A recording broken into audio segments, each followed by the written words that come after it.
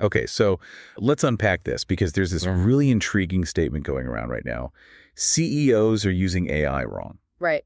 And look, before you think this is just, another anti-AI take, let's be super clear. Yeah. It's absolutely not. No, not at all. This deep dive is all about how leaders are leveraging or maybe misleveraging these really powerful tools. The core paradox we're going to explore today is, well, it's simple, but pretty profound. AI isn't magic. It's a mirror.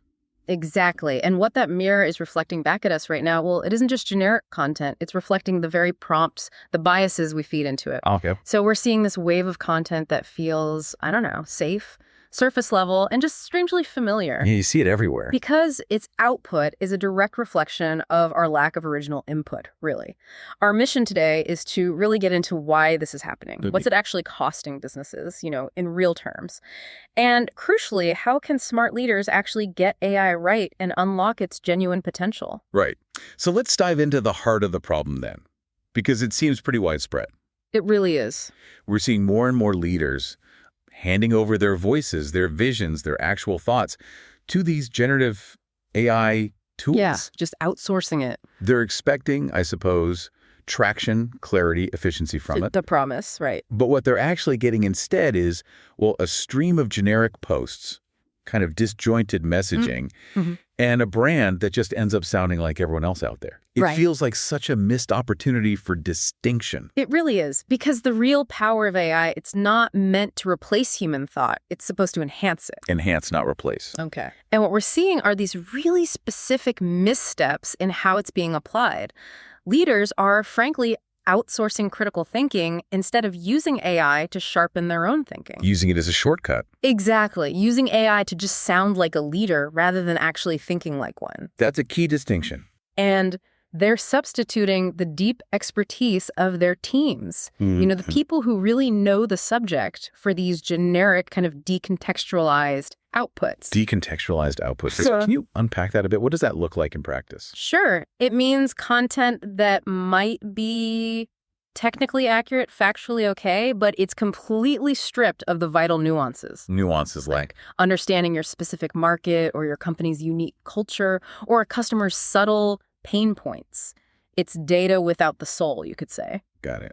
Data without soul. I like that. Think about those AI-written LinkedIn posts you see. Oh, yeah. They might look polished, maybe even well-written on the surface, but they lack that personal touch, right? That unique perspective that actually makes someone stop scrolling. They feel hollow. Exactly. And in this rush for speed, they're often skipping crucial checks, brand voice, legal reviews, strategic alignment. Oof, yeah. Skipping legal and strategy checks with AI outputs sounds risky. It's incredibly risky, and that really is the crux of it, isn't it? Because when that line blurs, when leaders start treating this powerful assistant like it's a strategic leader, the very essence of critical thinking starts to get diluted.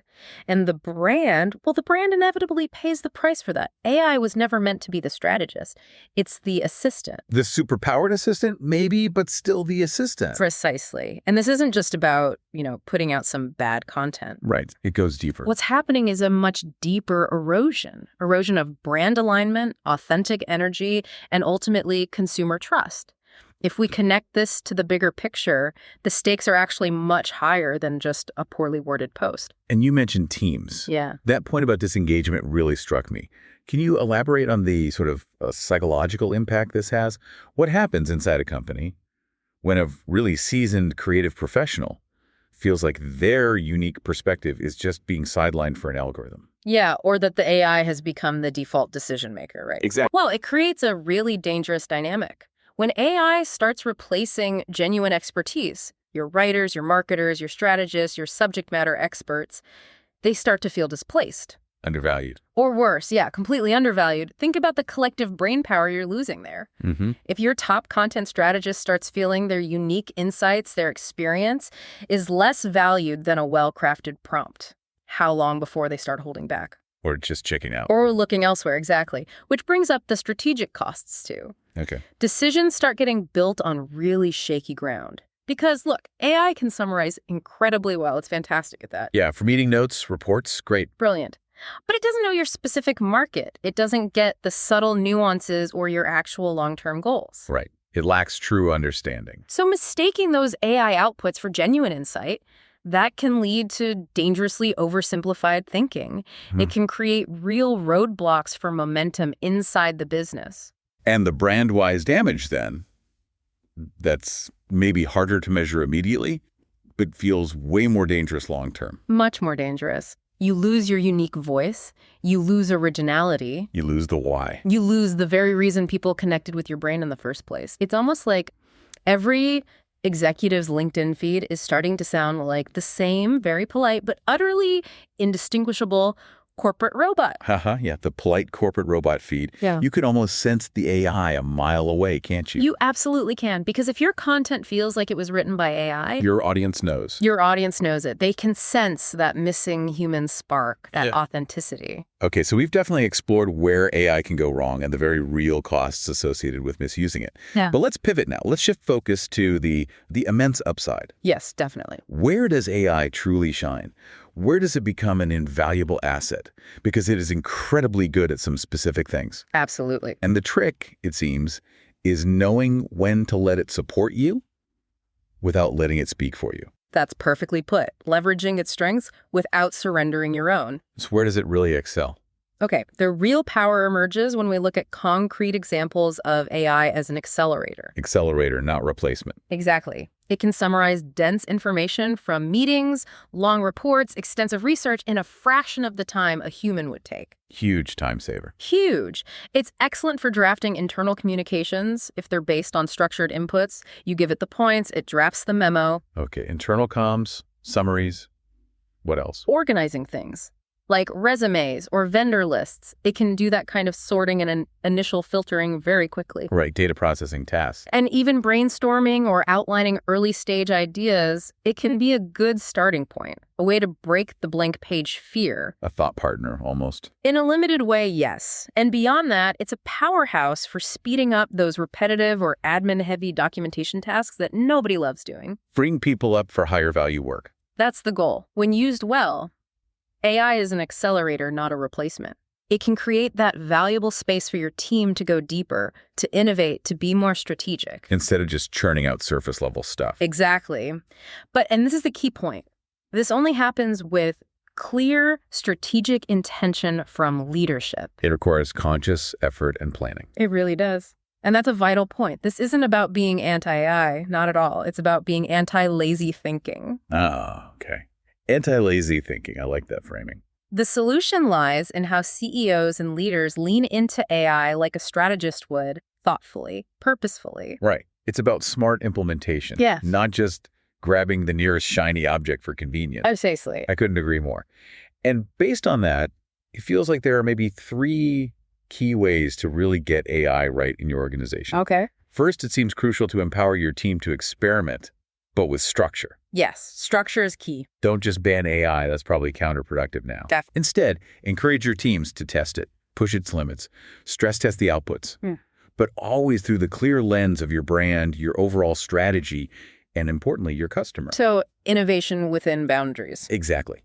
Ensures innovation without just, deviating wildly. Yeah. Second, you absolutely need to create clear AI guardrails. Mm-hmm. Super important. A lot of leaders assume their teams just intuitively get AI's limitations, but without clear guardrails. You're not just risking bad content. You're risking, like you said, a fundamental erosion of decision-making rigor. You are. You need to define when it's okay to use AI and critically when it's not. And establish review layers, right? Yeah. Especially for anything external facing. Absolutely. Because AI doesn't understand tone or timing or context the way your experienced people do. Can you give an example of where that lack of context could be dangerous? Sure. Think about crisis communication. An AI might generate a technically correct statement based on facts you feed it. But it completely lacks the human empathy, the situational awareness needed for high-stakes messaging.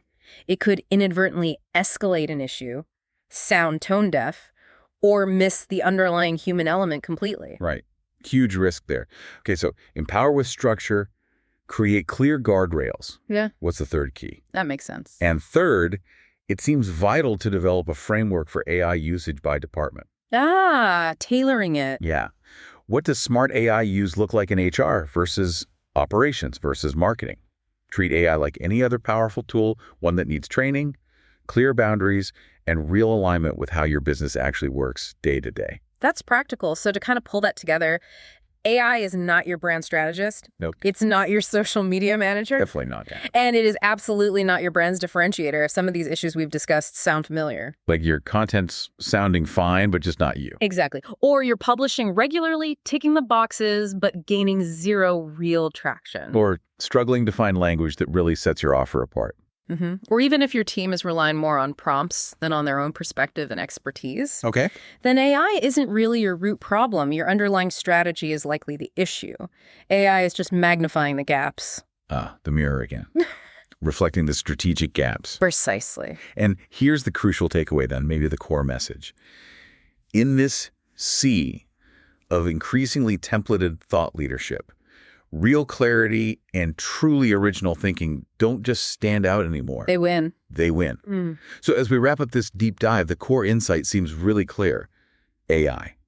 It's an incredibly powerful assistant, a tool that can absolutely accelerate processes and genuinely empower your team. Absolutely can. But it falters, and it can even cause real harm when it's mistaken for a strategist or when it's used to replace that fundamental human ingenuity and critical thinking. Well said. And that leads us to the final thought for you, the listener. Given that real clarity and original thinking don't just stand out, they win, how can you ensure that your voice, or your company's voice, remains unmistakably human, truly authentic in this increasingly AI-generated world?